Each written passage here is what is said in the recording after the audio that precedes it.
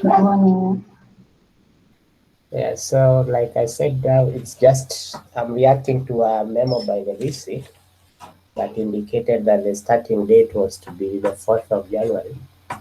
And also in view of the fact that from next week you'll be in the lab for 2 weeks, I thought maybe it's much better for us if we could gather, use a few minutes so that we don't have much to make up for. In any case, because of the speed at which we've been going, I think most of the materials that we need to cover are already covered. The only other things remaining are maybe the atmospheric electricity and computation methods, okay, which is the way you can use the numerical computation methods so that you can use computer, computers to solve field problems. But most of the electrodynamics that we need to cover it has already been covered. So I recall last time we were discussing the Townsend or the gaseous breakdown, and we actually did look at the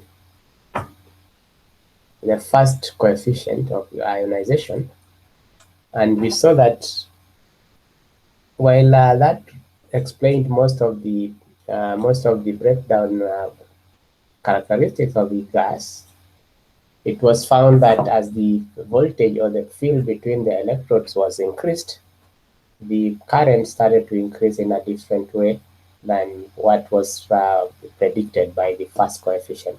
And therefore, Townsend tried to look for the reasons why this is the case and came up with a second coefficient of ionization. And that's where we left that last time, and we'll start again now straight away from there. So we notice that the anode current through the capacitor, where the capacitor is just the electrode, the two electrodes that are forming in the glass envelope, under breakdown condition, we saw it was given as the current, a saturation current multiplied by an avalanche factor, which we call the exponent of alpha naught x, where alpha naught is, of course, you recall, is the Townsend's first coefficient of ionization. This can therefore be expressed in the form of logarithm, and we write it as the natural log of the ratio of the actual current flowing through the capacitor divided by the saturation current is equal to the natural log of the normalized. Now we are saying that we are normalizing the current through the capacitor with respect to the saturation value, and therefore we call it the value In is exactly equal to the alpha naught x, which is the exponent in the avalanche factor. So when you plot the normalized current against the displacement from the cathode at constant electric field between the electrodes and also gas pressure, we should expect to find a straight line. But what happened is that as you plotted, as the displacement increased, the natural log started to go against or to have an nonlinear or deviate from the theoretical straight line, which is shown here in straight or in dashed form. So an earlier investigation, the observation was that the current through the parallel plate capacitor increased more rapidly with the applied voltage, and therefore the field between the electrodes than was implied by the equation.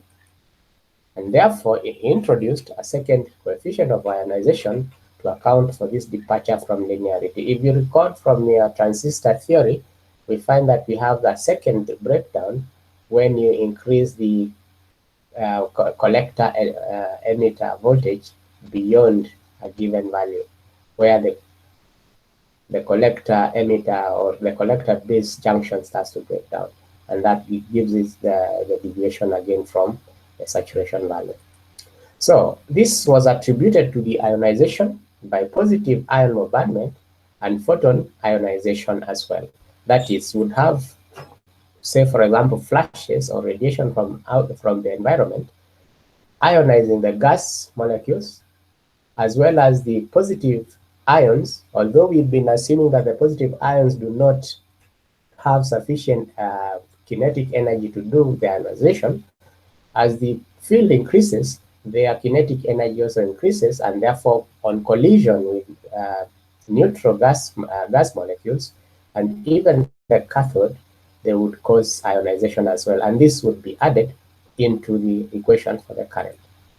And these processes led to electron emission by one, positive ion collisions or bombardment with gas particles as well as the cathode material, the photon absorption by gas particles and cathode, that is, they absorb the radiation from the environment. And therefore, we consider a self-sustaining discharge through the capacitor with electrons emitted from the cathode by positive ion bombardment. By self-sustaining discharge, we are saying that if we removed the exciting voltage, the current would continue to flow. So we let that NP be the free electron concentration emitted from through photon ionization of the cathode material, and Ni be the free electron concentration emitted through positive ion bombardment of the cathode as well, and alpha S be the number of free electrons per unit volume released from the cathode per incident positive ion. Okay, this just relates with the positive ions bombarding the cathode. And therefore, the free electron concentration, Na, that will be reaching the anode would be given by Na equal to the concentration of electrons released by both photoionization of the cathode and positive ion bombardment, and multiplied by the avalanche factor at the anode, where D is, of course, the separation between the electrons. So the net free electron concentration that would be emitted from the cathode will therefore be given by Np plus Ni, and that would be reaching the anode would be Na. And therefore, we can compute the number of electrons that would be contributed by gas particles as Mg given by Na, that is the total volume of concentration arriving at the anode minus the electrons that were primary electrons that were released from the cathode material. So if each gas particle will contribute 1 electron to the free electron population, then Mg must be the positive ion concentration. Hence, since each positive ion will release alpha S electrons from the cathode, then we can always write that Ni will be given by alpha S multiplied by the total value of the positive ions that we have. Or in other words, we can always compute Ni as alpha S into Na minus Np and divided by 1 plus alpha S. So the free electron concentration at the cathode will therefore be given by Na equal to Np plus alpha S into Na minus Np by 1 plus alpha S multiplied by that expression, and we can resolve that into that form, which we get immediately as Na equal to Np exponent of alpha naught D over 1 minus alpha S into exponent of alpha naught D minus 1. And this equation, or this factor here, is the one that will give us the reason why we should have a breakdown appearing. So the anode current in the capacitor will therefore be given by, we multiply that concentration of electrons, multiply by the area, cross-section area through which the electrons are arriving at the anode, and multiplied by the velocity and charge that is arriving there. And this is what would get as I sat over 1 minus alpha S over that. So alpha S is therefore referred to as the Townsend's second coefficient of ionization. So an earlier expression for the 1000 anode current had the form given as I sat into alpha naught minus beta into that value over beta into that, where beta was defined as the number of ion electron pairs produced by positive ions traveling through a unit distance in the direction of the field. So positive ions will lose energy rapidly in elastic collisions and ordinarily will not gain sufficient energy between collisions to release the electrons. And this implies that Townsend's theory must then not be valid. In practice, however, positive ions, photons, and metastables will participate in the ionization, and this will depend on the experimental conditions. And since there may be more than one mechanism that is responsible for secondary ionization, then it is customary to express the net secondary ionization by a single parameter, which we shall call as alpha S into alpha 1 plus alpha 2 plus all that, where this would be the number of electrons per unit volume, per unit distance, liberated by the mechanism 1, mechanism 2, up to as many mechanisms as you have.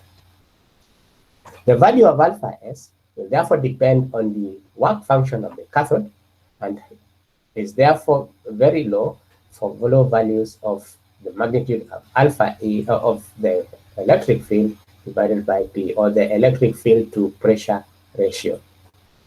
So the influence of alpha S on the breakdown mechanism will be restricted to the Townsend's breakdown mechanism, or what we call low pressure breakdown mechanisms.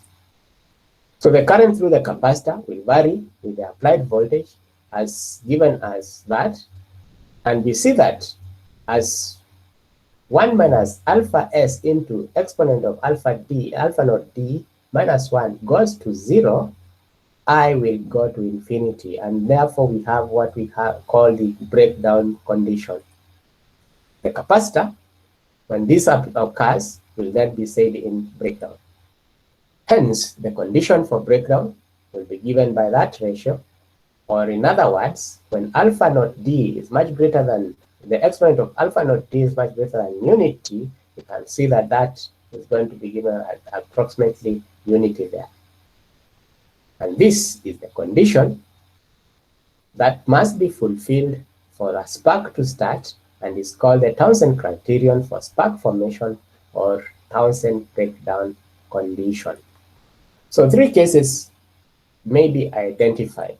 1, that the alpha S exponent of alpha naught D is unity, and the number of electron positive ion pairs between the plates will arising from the passage of the arc electron avalanche will be sufficiently large, and the resulting positive ions will have sufficient energy to liberate electrons on impact with the cathode material. And the discharge will then be defined or described as self-sustaining and will continue even when the source that will support ISAT has been removed. So alpha S exponent of alpha naught D is equal to unity, and thus defines the threshold sparking condition. So alpha S may be greater than, alpha S exponent of alpha naught D is greater than unity.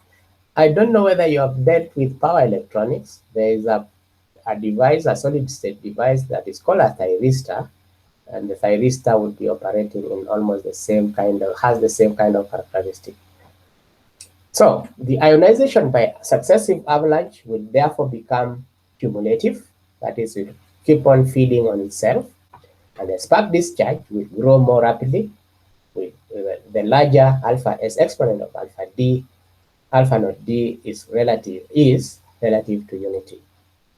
When alpha S exponent of alpha naught D is less than unity, then we'll not have a self-sustaining current, and immediately we remove the voltage or the pressure, the electric pressure on the capacitor, the breakdown will die out. So the discharge, there is what we call the streamer mechanism, and the discharge carrier concentration between the electrons at separation D will increase by the avalanche factor, which we call the exponent of alpha naught D under a uniform field regime.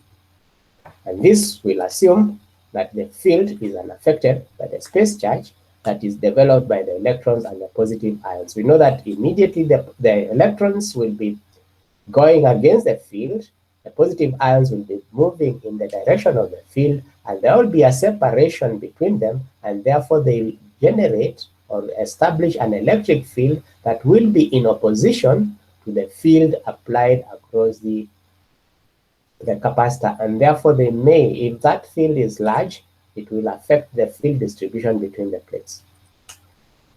Now, Reta was analyzed this and showed that the growth of an avalanche will be weakened if the number of charge carriers lies between 1 million and 100 million. That is, dnx by dx is less than exponent of alpha naught d.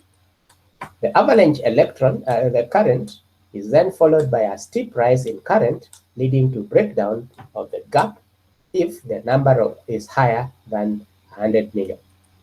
So the weakening of the avalanche growth at lower concentrations and rapid growth at higher ones has been attributed to a modification of the applied field between the electrodes by the carrier space charge, which we said arises from the separation of the electron and positive ions.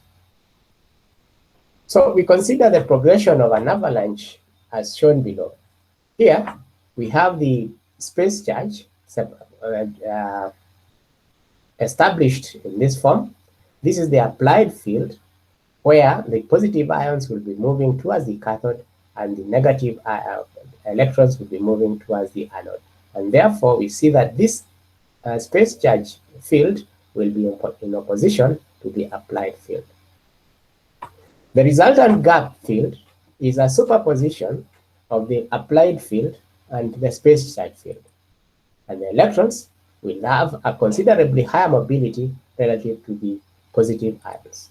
Hence, the space charge at the head of the avalanche will be negative, and this leads to a strengthening of the gap field at the avalanche head. This can be seen in the following form.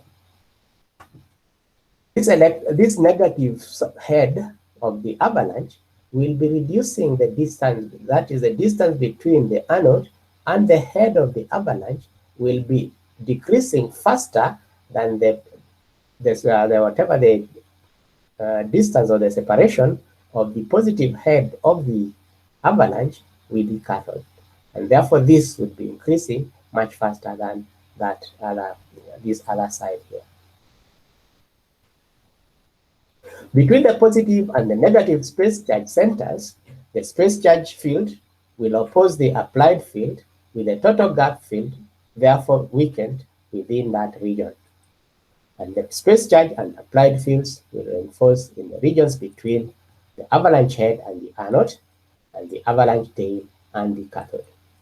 Hence, the total gap field will be strengthened in these regions as well. So we have within the avalanche, the electric field is lower than at the ends of it, that is the tail end and the head.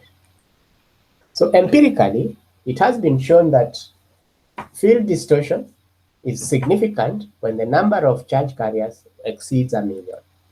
And a 1% distortion therefore leads to a doubling of the avalanche, but has no significance on the discharge phenomenon. And this is because the distortion is confined to the region near the head of the avalanche. When the number of charge carriers exceeds 100 million, the space charge field is of the same order of magnitude as the applied field. So therefore, this may lead to streamer initiation, and hence in a non-uniform gap, whereby non-uniform we are referring to the field distribution between the gap, the space charge field plays an important role in the electric discharge mechanism.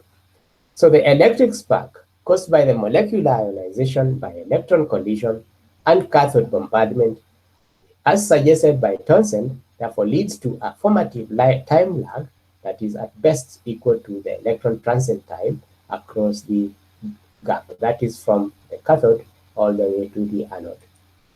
So at pressures that are around atmospheric, that is 1 bar or 1 atmosphere, and for the pressure displacement or pressure gap length products that are 1,000 torr centimeter, where torr is the Torricelli, okay, measurement of pressure.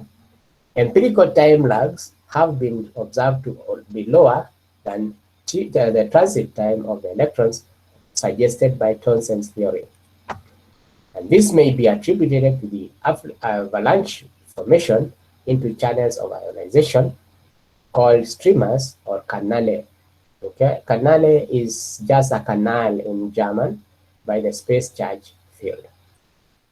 And this then leads to rapid breakdown. This is more like when you look at the lightning.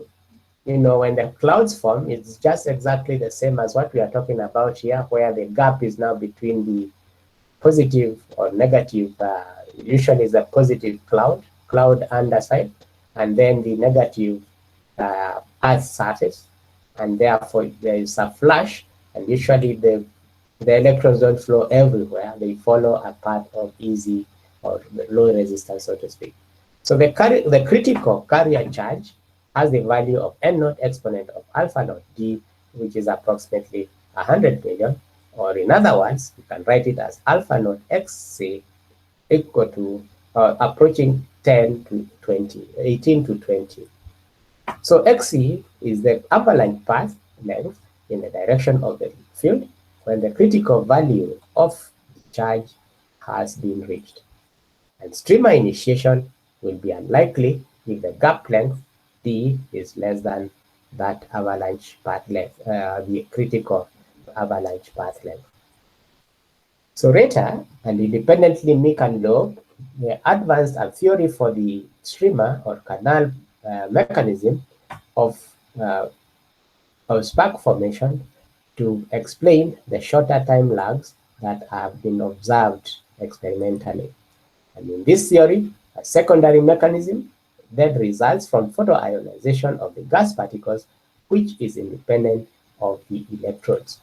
So when show this a conceptualization of the streamer breakdown mechanism, where we are having these flashes forming between the different pockets of the avalanche.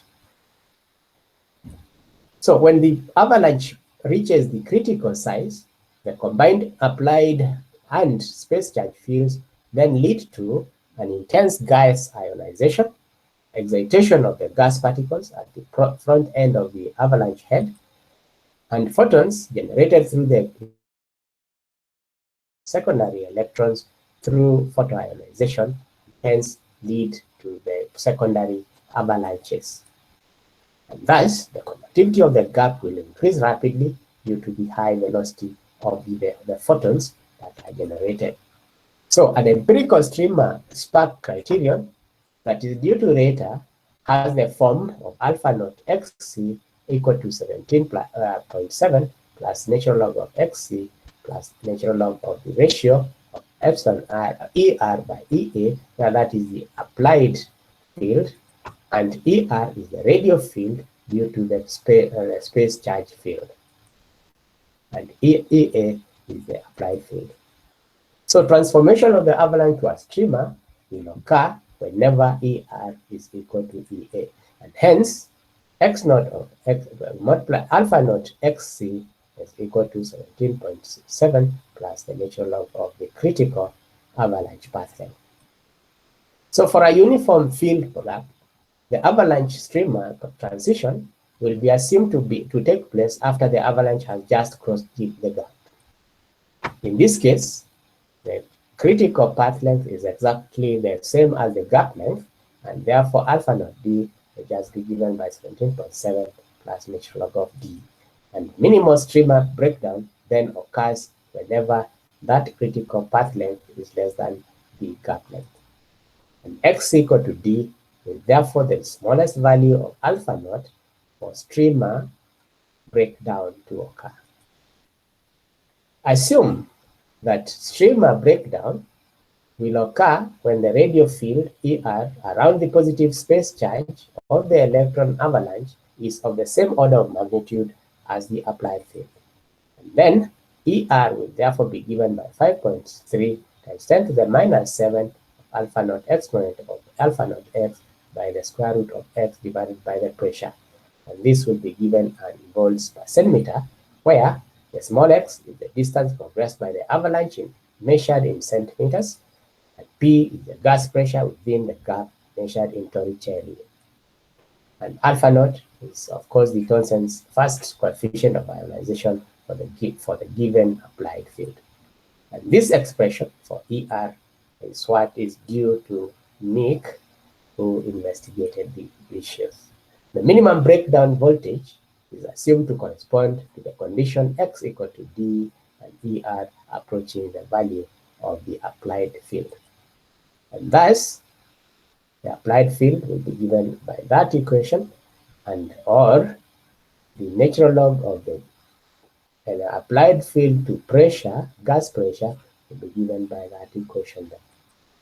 And the empirical values of alpha naught by P and E by P are used to solve this expression using what you call trial and error, or what you can use those things like Runge-Kutta or Newton-Raphson kind of things to try and solve the problems for these values. So if we recall the sparking potential, therefore, if we recall the Thomson's criterion for spark formation, which we repeat here, the approximate values of alpha naught by P and alpha S corresponding to the given value of E by P are applied in the Thomson's criterion to estimate the gap breakdown voltage. The gap current must be kept low to avoid damaging the cathode and field distortion. This during the experimentation. And the empirical values for both short and long low pressure gaps are in good agreement with the calculated ones when this is done.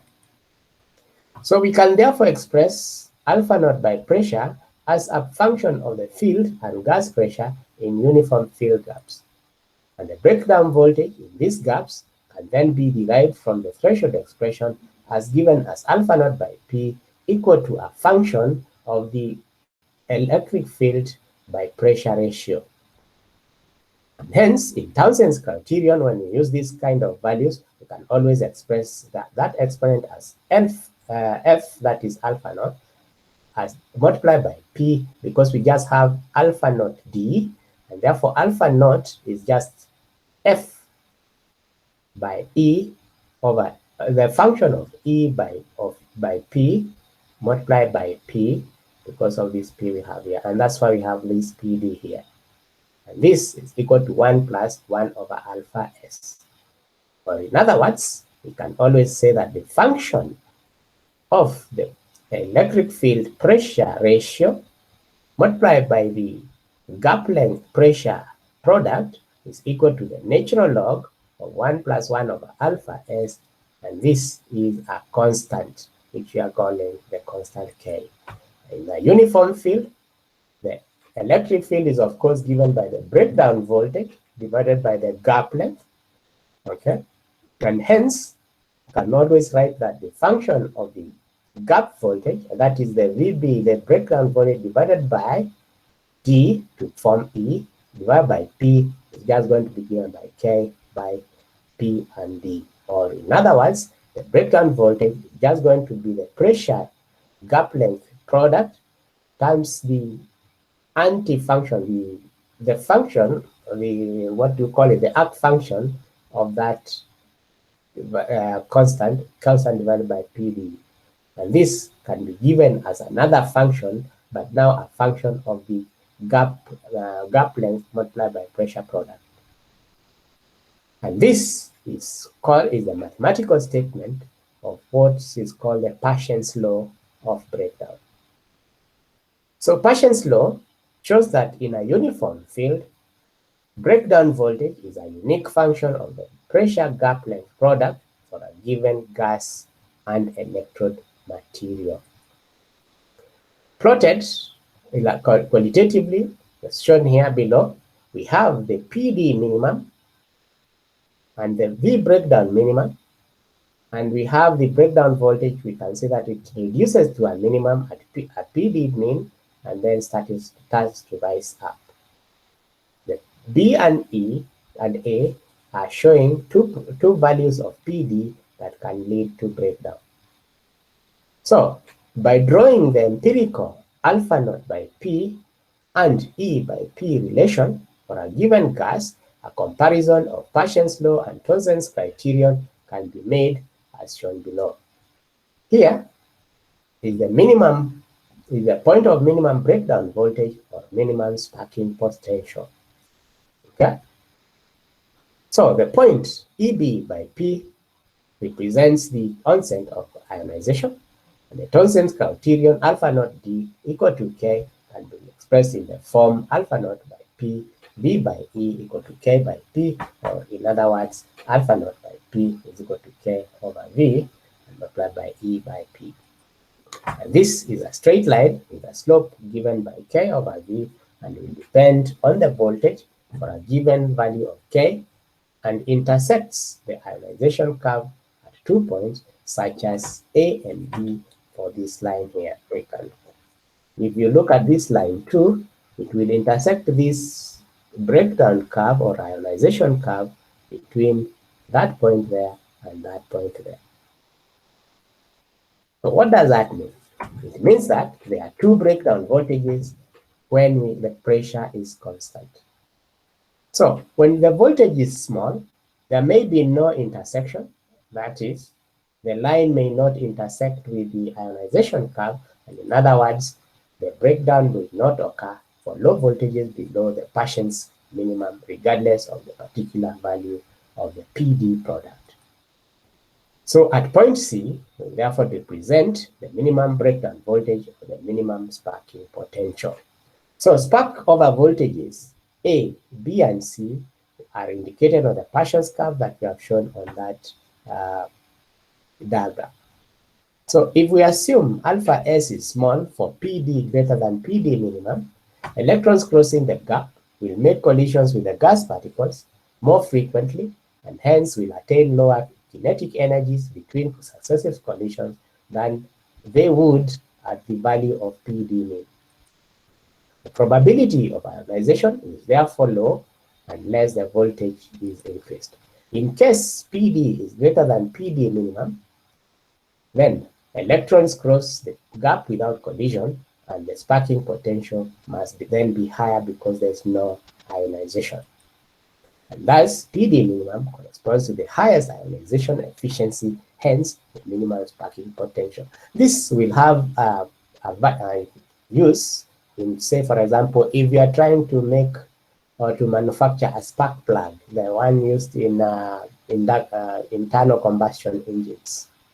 Okay, they rely on breakdown of the gas, where the gas is now a mixture of petrol and air or diesel and air.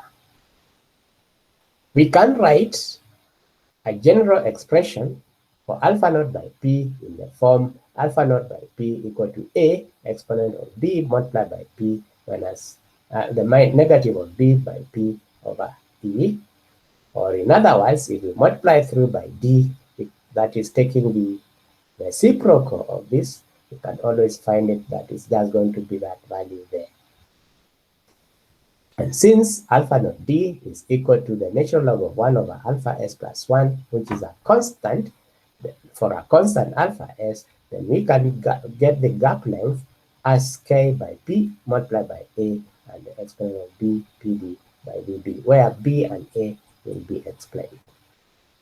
So on rearranging, we can always see that the breakdown voltage is just a function of the sparking, the gap length by pressure, gas pressure product. And hence, BPD by VB will just be given by that equation there, or the breakdown voltage can be expressed in that form. And differentiating with respect to the product and equating that to 0, we obtain a value of the natural log of APD by K, which is equal to unity, and gives us the minimum value of the gap length pressure product as those constants multiplying by the applied electric field. Or in other words, you can always write that, where that 2.718 is of course the natural log base number that is E, and B by A multiplied by that natural log. And in practice, the values of A, B, C, and VB minimum are obtained through measurements. You must go to the lab and measure. I'm sure you guys have already visited the high voltage lab or not yet.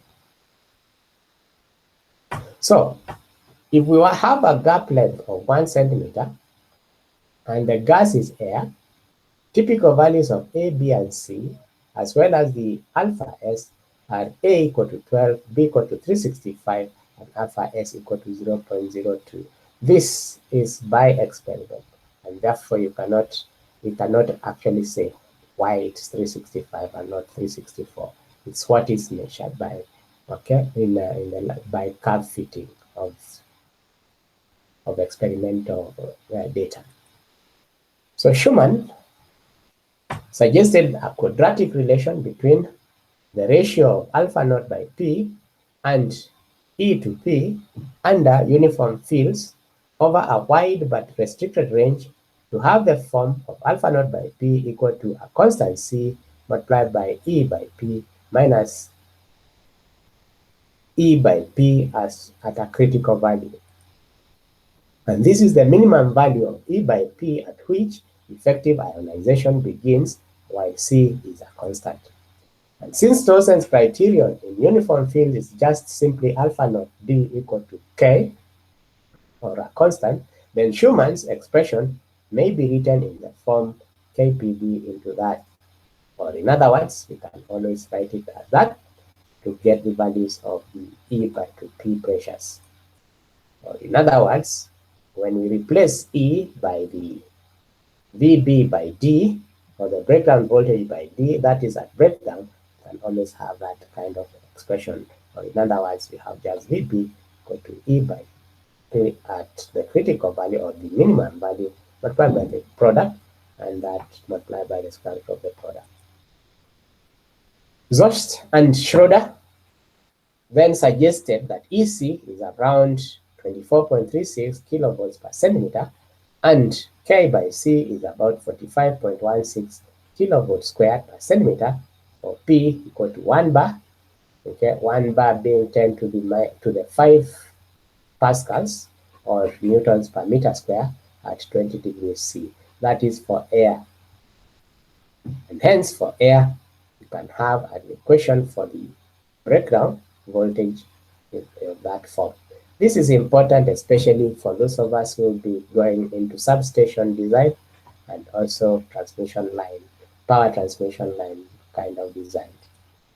So Paschen's law, however, is found not to hold when we have a mixture of gases, that is, gases that are not pure gases, but a mixture thereof, such as air and so forth. The most important one is argon and neon, a mixture of argon in neon. And this, okay, it's found that they break down at a lower voltage than would be predicted by Paschen's law. So a small percentage of argon in neon will reduce the dielectric strength of the pure neon substantially. This is because the lowest excited state of neon, of a neon atom, is a metastable, that is, it has a long lifetime and has an excitation energy of about 16 electron volts, and this is much higher than the ionization energy of argon atoms. And the metastable with a long lifetime in neon gas will then, on collision with the argon atom, have a high probability of ionization, okay, of ionizing that argon atom. And this phenomenon, where the ionization is occurring at a lower voltage than expected, is what we refer to as Penning effect. If the other discharge that we get is what we call corona effect. And the corona, like I said before, is when if you are to walk around a high tension cable, you'll hear some kind of boiling sounds coming from the wire. This is because the air surrounding the wire, where the electric field and magnetic field is high, will start to break down. But the breakdown does not reach the ground, and that's why we don't see a flash. So the The breakdown is just the excitation and then neutralizing as they go away, further away from the wire. So if the field in a uniform field gap is gradually increased until ionization is just measurable, the ionization will lead to complete breakdown. In non-uniform fields, there are many manifestations in the form of visual and audible discharge. This is the audible discharge we are talking about before the sparking or the breakdown of the field takes place. And this is what we refer to as corona discharge. You know what corona means? It's corona. Now corona, almost everyone knows what it means. It means just a crowd because of the infamous COVID. So corona is defined as a self-sustaining electric discharge in which the field-intensified ionization is confined to a portion of the gap in non-uniform fields. So remember, corona discharge is related to or corresponds to non-uniform fields. So corona discharge is an important phenomenon in high voltage engineering where fields encountered are usually of the non-uniform nature.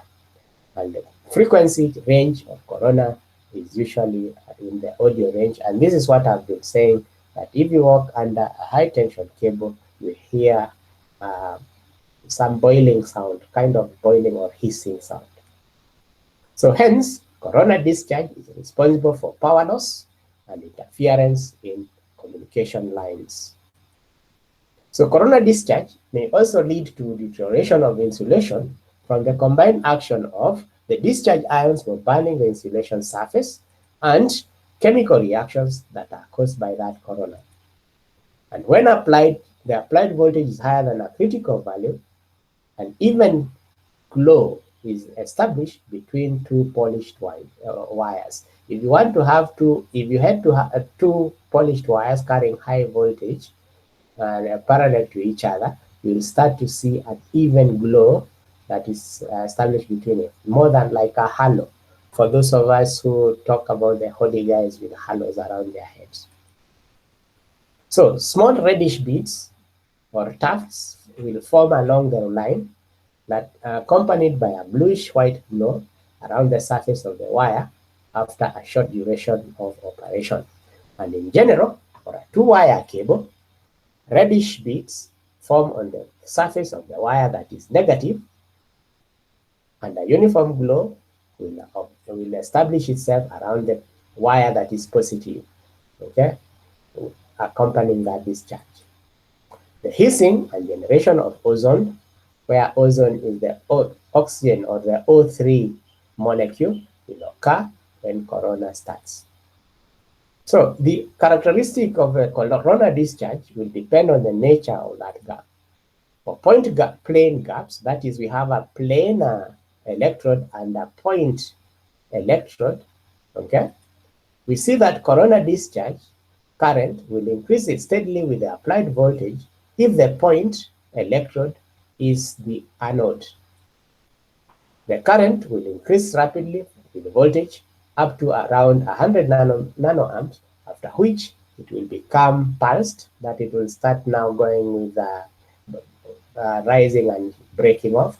Okay, it will become pulsed, and the pulse repetition rate is around 1 kilohertz. And this is often referred to as burst corona. The average current will increase steadily until breakdown, and when the point is made the cathode relative to, and the planar electrode is made the anode, the discharge current flows in the form of regular pulses, and these are usually referred to as tertial pulses for voltages that exceed the discharge onset value. The onset voltage is independent of gap length and is of the same magnitude as that would be necessary for streamer formation with the same gap, but with the point formed being the anode in this case. So the inception of corona and the breakdown voltages is illustrated in the case where we have a sphere, okay, and a plane gap. That is, this is a plane gap, and the sphere is the anode. So we have three regions, that is region 1, region 2, and region 3. Remember, this is the value, okay, of the, just like the Townsend current value, so to speak. And this is the corona inception. So for such a gap, the region 1, the field is uniform for small gaps, and the breakdown voltage will depend mainly on the gap spacing or the gap length. The pulse frequency increases with the voltage and is a function of the anode radius, the gap length, and the gas pressure, okay, and decreases with increasing pressure. For such a gap, the region 1, okay, the breakdown voltage when the point is the cathode is higher than when the point is the anode. And the breakdown will thus occur in the positive half cycle of a sinusoidal voltage waveform. And the characteristics will be indistinguishable for short gaps, and there is no corona stabilized region. So, for relatively larger electrode spacing, the electric field is non-uniform, and the voltage or the breakdown voltage is a function of both the gap length and the sphere diameter. At even larger spacings, the field becomes even more non-uniform, and the breakdown is preceded by corona and is dependent only on the gap length. And the corona inception voltage depends mainly on the diameter of that sphere. So the time lag between the application of the voltage of sufficient magnitude to cause breakdown and the actual breakdown is usually called the time lag, and will consist of two components. One, a statistical time lag between application of the voltage and the appearance of the primary electron that initiates the discharge, and a formative time lag tau f that is required for the breakdown to develop. So for discharge, a finite amount of energy will be required.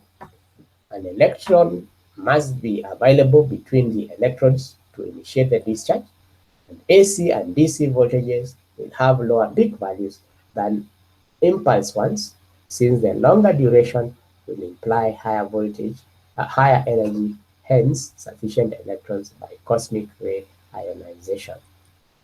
Breakdown is not dependent on the voltage magnitude alone, however, and will occur after a time tau. So the statistical time lag will depend on the amount of free ionization present in the gap size, the amount of overvoltage across the gap, and the time lag will depend on the gap length and is longer and it will be larger or longer for longer gaps. That is for bigger gaps. And the formative time lag will depend primarily on the breakdown mechanism and is the dominant factor that will be influencing the cathode anode transit time, tau r, that we saw previously. So this will increase with increasing gap size. Of course, this is true because the velocity of the electron is finite, and therefore when the distance is longer, of course, they need to a longer time to traverse, and increasing non-uniformity of the field, but will decrease with increasing over voltage. So we can define time lag in the following form. That is, we have the statistical time lag and the formative time lag, and the whole of it gives us the value of the time lag. And that brings us to the end of that particular section. So I don't know whether we have any issues arising so far.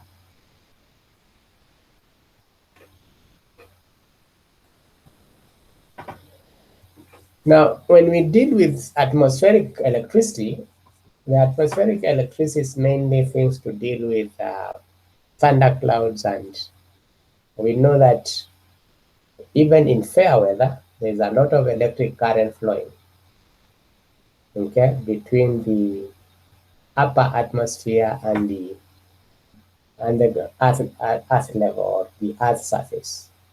This will arise from ionization from cosmic rays, radiation or from radioactive materials that are within the Earth's core, or the Earth's whatever the subsurface, as well as those radioactive materials that we have let go out there when we mine for radioactive materials. Okay? So this is mainly, it will just be a qualitative way of dealing with it. And therefore we'll just rush through it, okay, to complete this whole stuff here.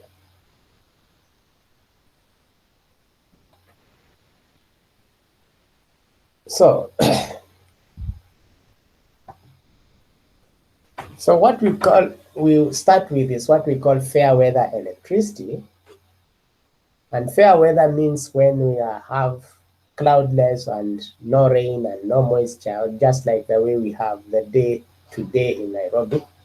It's clear skies and all. So this will be referred to as fair weather. So the principal electrical properties of the atmosphere in fair weather will include electric fields. We also have electric currents and electrical conductivity of the air, and positive and negative ions in the air, and the atmospheric potential gradient that leads to an ion flow from the positively charged atmosphere to the negatively charged Earth surface. So over a flat field, okay, where the field is not the electric field, but we are talking about, say, for example, a big, nice football field, okay?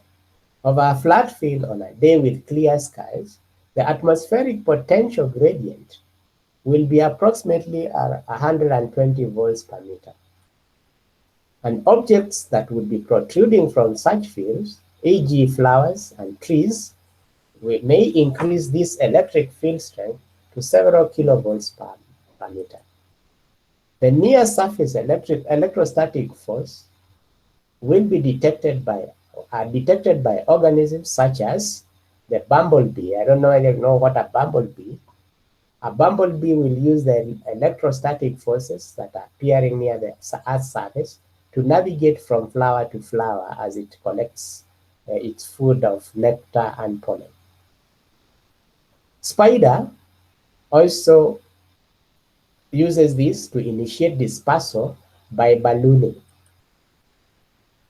So the atmospheric potential gradient is also thought to affect subsurface electrochemistry as well as microbial processes.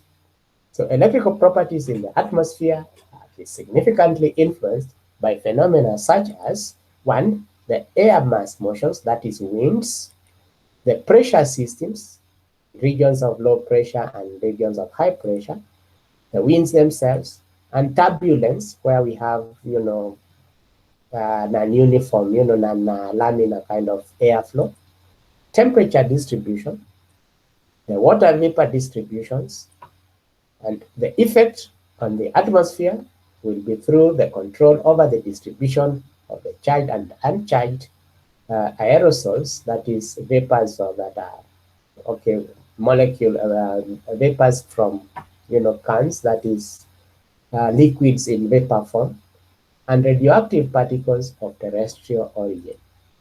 So influences will be greatest in the atmospheric Austausch, or Austausch is just the German for exchange. So it's Austausch or exchange layer, generally restricted to 2.5 kilometers above the Earth's surface. At 30 to 90 kilometers altitudes, there is a transition from classical concepts of atmospheric electricity to phenomena of ionospheric physics, where ionosphere, we said, is a nice approximation of what we call a plasma. And mainly, this is due to increased free electron concentration arising from the changing atmospheric composition, the increasing mean free paths, and the studies have shown that an ionosphere of a relatively high conductivity should not be regarded as the upper boundary for the atmospheric electricity processes, that this goes beyond the ionosphere as well. So the lower atmosphere is slightly conducting is a slightly conductive medium, and this is because of the presence of low concentration of positive and negative ions. And the principal ionization sources will include cosmic rays, where cosmic rays we said were energetic particles from the cosmos, such as alpha particles, which are just helium ions, and beta particles, which are electrons, okay, bombarding the molecules in the atmosphere. And these are the dominant sources in the upper atmosphere. And the radiation from terrestrial radioactive substances, such as thorium, the reason why we have even on carrier function is because of nuclear, it's a natural nuclear plant where thorium breaking down or decaying produces heat to heat this under the subsurface water to form the steam. And this will be dominant mainly in the lower atmosphere because we are saying that the radioactive materials are of terrestrial origin. Radioactive gases in the atmosphere will arise from radioactive decay of terrestrial radioactive materials, or in the manufacture or in the mining of uranium. A lot of strontium is released, and strontium decays to radon gas, and that forms a lot of radioactive material. And that's why we shouldn't be so excited about Kenya going nuclear as well. Air conductivity may thus be expressed as the conductivity sigma is equal to the contributions from all species, that is Qi, the charge on a given species I, the concentration of that species I of ions, and multiplied by the mobility of that ion species. So Qi Ni mu I will give us the value of the conductivity. So N is the number of ion species present in the air. Okay. 2, Ni is the number density of the ith ion species. Qi is the charge on an ion of the ith ion species, and mu I is that mobility of that particular ion species. So light ions will have a higher mobility than heavier ones, and hence 95% of the air conductivity will be contributed mainly by the light ions. Suppose P and N are the concentrations of the light positive and negative ions respectively, and mu P and mu N are their respective mobilities. The contribution of the light ions to the total conductivity is then given by sigma equal to Q into the concentration multiplied by its mobility plus the negative ion concentration multiplied by its mobility as well, mu N. And the near Earth's surface, or near the Earth's surface, P is approximately 600 per centimeter cube, N will be about 500 per centimeter cube, mu P is about 1.3 cent per square volt per volt second, and mu N approximately 1.6 centimeter squared per volt per second. And hence, a sigma of about 25 femtosiemens per meter will typically arise. Air conductivity will increase rapidly with altitude due to an increase in the ion mobility with decreasing concentration of neutral particles because there are less collisions, presence of high concentration of heavy aerosol molecules in the lower atmosphere, which lower the conductivity, and an increased ionization from the cosmic rays in the higher atmosphere, and hence increasing the light ion concentration. So to a faster approximation, an ion equilibrium will exist above the exchange layer, and hence, assuming that the concentrations of the positive and negative ions are approximately equal, the net rate of light ion generation may be expressed as the Gp equal to alpha r p squared, which is equal to alpha r n squared, and we can always write it as equal to Gn, or just simply G, where G is the generation rate, where alpha r is the volume recombination coefficient, just like we saw in physical electronics. So if mu p There's also approximately mu n. You have seen this is usually around 1.3, around 1.6. We can always take them to be approximately equal and give it a value mu. The air conductivity may be then expressed as sigma equal to 2 multiplied by the charge on the ion multiplied by its mobility and the square root of the generation rate divided by the recombination coefficient. And alpha R decreases with increasing altitude because there are less particles to recombine with. And measured variations will depend on the environmental condition at the time of measurement, the latitude of the measurement, that is the measurement station, how far from the equator we are doing this, and the database used in generating the alpha R profile. This has always been mapped, and you get it from a database, so to speak. So the values of the generation rate are derived from the cosmic ray ionization rate, and the variation of air conductivity with altitude is then nearly exponential and will be expressed as sigma equal to a base sigma or a base conductivity sigma naught exponent of twice k multiplied by z, where z is the altitude and k is a factor. So z is the altitude variable, and 1 by 2k is the scale height of conductivity, and it will typically vary between 5 and 6 kilometers. So the conductivity at the Earth's surface, that is sigma naught, will vary between 1 and 13 femto Siemens, okay, 10 and 30 femto Siemens per meter, and horizontal components, that is the electric field. So we look at the electric field, and we say that the horizontal components of the electric field will be small because they will be parallel to the Earth's surface, and the Earth's surface, of course, is taken as a good conductor in this particular case, and therefore that component will be very small. And as compared to the normal components, which are the vertical components in a fair weather region. And thus, the electric field will be expressed as the negative gradient or the potential gradient from the surface going towards the sky. So phi z is the electric potential as a function of the altitude z. So atmospheric electric field will therefore be essentially in the vertical direction, with the potential decreasing with increasing altitude. We assume that air conductivity increases exponentially with altitude.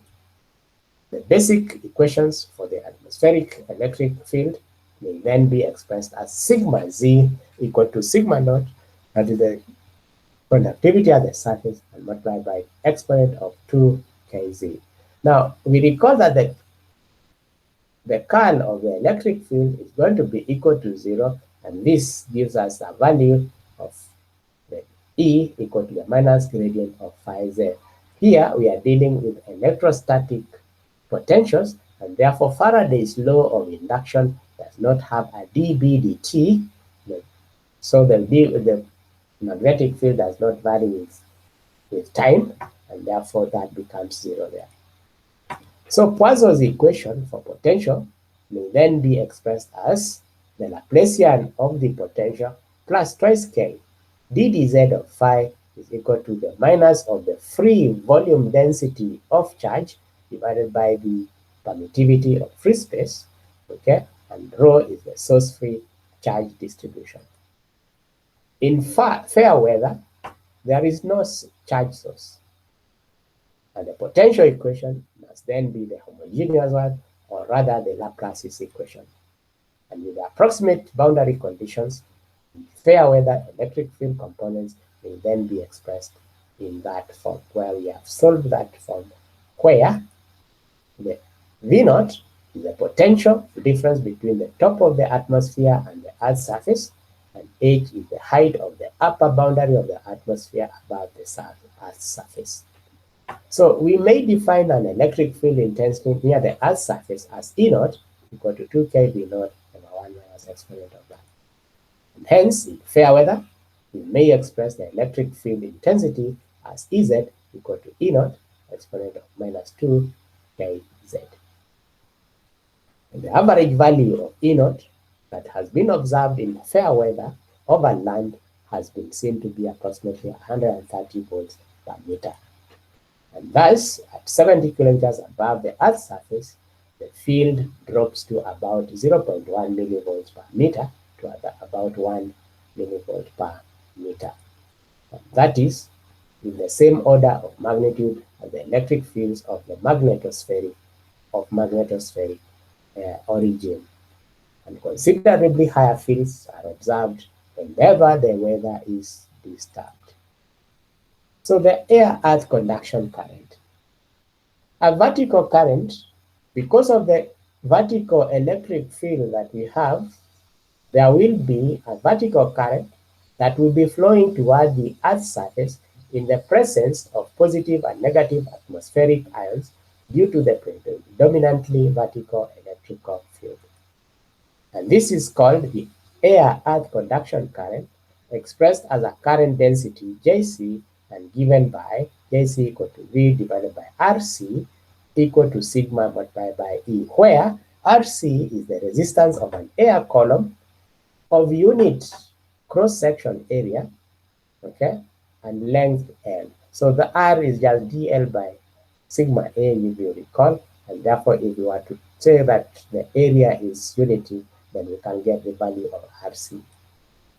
So the potential is given by V equal to the integral from the surface towards infinity of E at dz. And hence, the resistance Rc of a vertical air column unit area is then given by Rc equal to the integral from 0 to infinity of dz by sigma. So conservation of charge, and hence the continuity equation, then requires that the current along this air column remain fairly constant. The vertical current is therefore due to the positive ions flowing toward the Earth's surface, negative ions flowing upwards into the atmosphere. So from observations, the air-earth conduction current is fairly stable despite the large variations in conductivity and electric fields. And from annual observations, this current density is between 2.3 picoamp per meter square over continents and 3.3 picoamps per meter square over the oceans. The regions with a space charge, that is, an excess of charge of one side, charge transfer through air movement constitutes a convection current, which we ignored when we were dealing with the J, if you remember, in Ampere's circuit law. The convection current density is of course given by the JV equal to the volume density of the free charges multiplied by their velocity, and this can be given by A sigma dP by dz, where the P is the space charge density and V is the air velocity, and alpha A sigma is the coefficient of eddy diffusion. So space charge density sufficiently high to significantly modify the vertical current are established in the exchange layer, where a considerable mixing of the particles of the ion species occurs, and considerable amount of charged nuclei are introduced into the atmosphere. So the conduction current and mechanism and the mechanical transfer currents, which include the convection current, have been shown to be of the same order of magnitude in the exchange layer.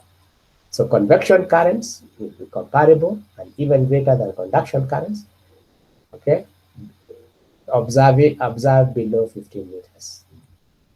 The space charge density is related to the electric field intensity through Poisson's equation as dE dz, because we know that the field is mainly vertical, and this is given by the minus of the second derivative with respect to altitude of the potential, and this is equal to rho by epsilon. And so the displacement current exists with when the electric field is dynamic. The displacement current density may then be expressed as JD equal to the time rate of change of the electric field and multiplied by epsilon naught. That is the time rate of change of the electric displacement.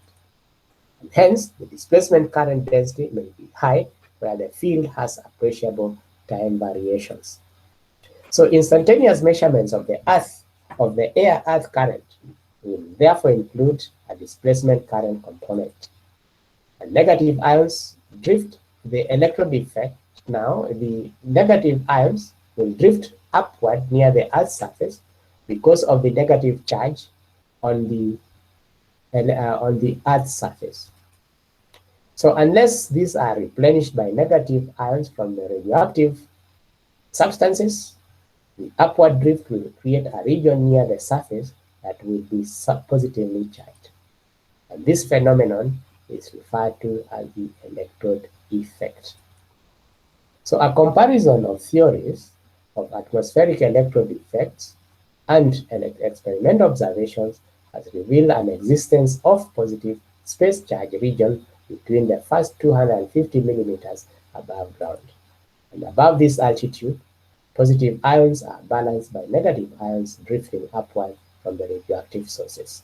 And the reverse of the normal electrode effect is sometimes observed on a quiet night due to trapping of radioactive ions.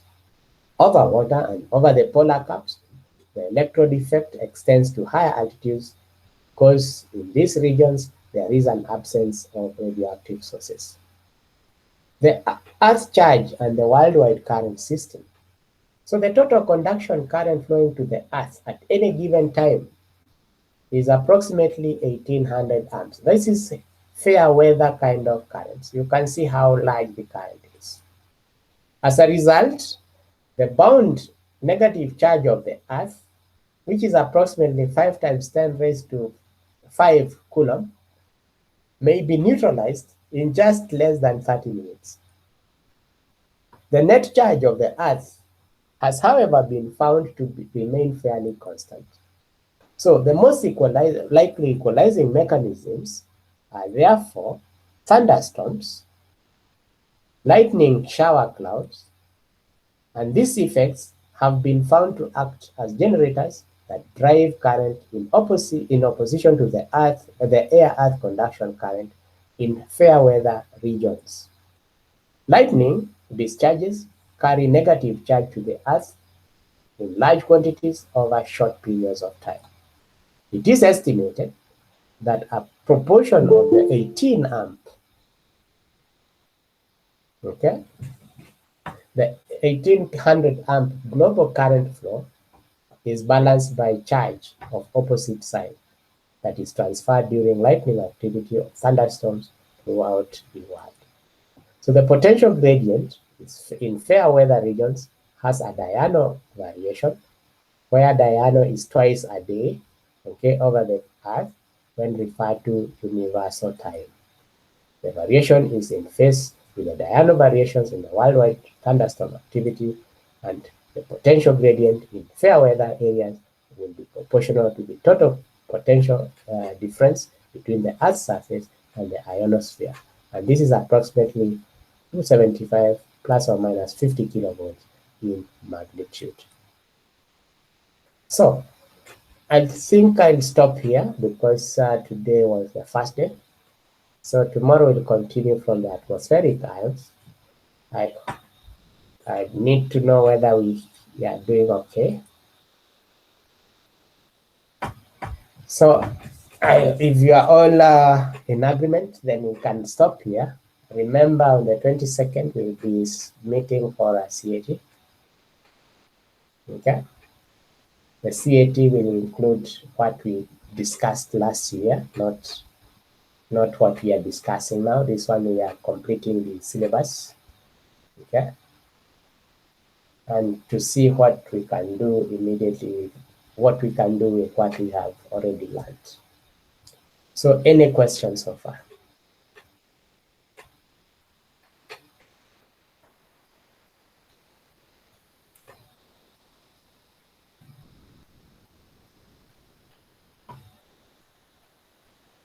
At what time will the CAT be done? Well, I was thinking that it should be at from 10 to whatever, 10 to 12, but I think the best should be in the afternoon, that is 2 to 4, because at that time I'll be having a class with the second years. Okay, so it's much better for us so that you can allow me to also meet the second years who have been behind as well because of the lab weeks that they lost. So I wouldn't want to lose those hours. So my classes I usually tend to midday. So I'll use that time to meet them. Then we can meet in the afternoon. Is that okay? Yes, that's fine. Okay, thanks. So remember that is the 22nd.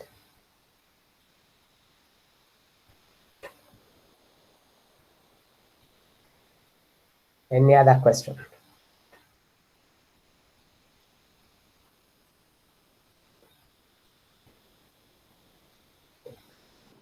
Would you mind sharing with us a sample of past papers done for EDIM? The past papers have always been.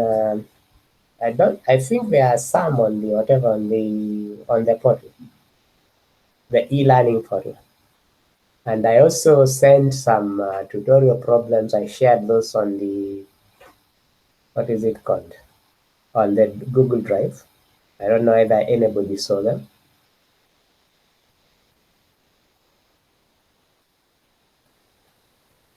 Anyone seen that? You are all just integrating chapels.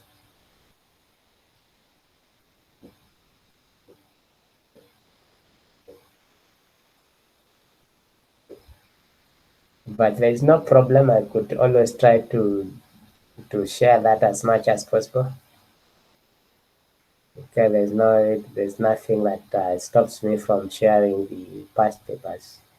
But use the past papers to help you gauge whether you understand. Don't use them as a way of learning. Past papers are not for learning purposes. They are just for testing your understanding. First of all, try to actually go through the material before you look at the past papers, because the past papers will just see how much you have understood.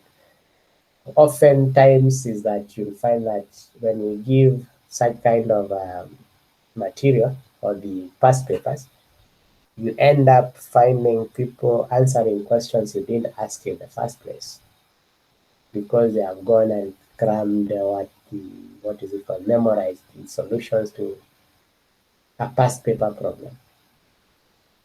So whenever a problem is posed, you think is that first past paper problem, and what happens is that you start answering it because you are just regurgitating what you read as a solution, and finally you are just getting there's nothing we can do because we didn't ask the question.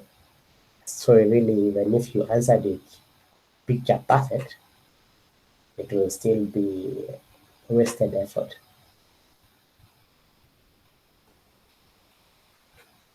I don't know whether we are in sync. Yes. Yeah, so please remember, all the exams that I set never come from anything else. They come from just what we discuss. Okay? The material I've given, any tutorial problems I give, that's because all I'm trying to test you is to see whether you have understood the material. Because once you go out there, the problems that you'll meet, even if they are going to be different, they won't deviate so much from similar situations that we have met in class. The class situations are idealized things, and then the problems you'll be solving in the field will be now the practicals. That's what we call practical. But most of the times you'll find that you'll always start from an ideal solution, then start looking at what if kind of situations. What if this was to change? What if this was to change? And then you try to fit that to what your situation looks like. Like right now, we are looking at atmospheric electricity in fair weather. So how will it change if we now start putting in some kind of storms into it? So that's how we always approach this engineering. Okay.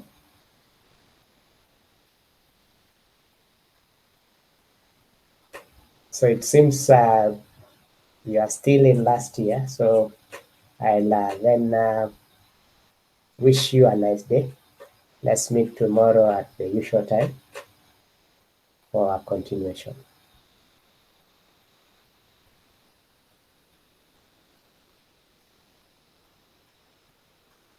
Okay. Okay, do have a nice day then.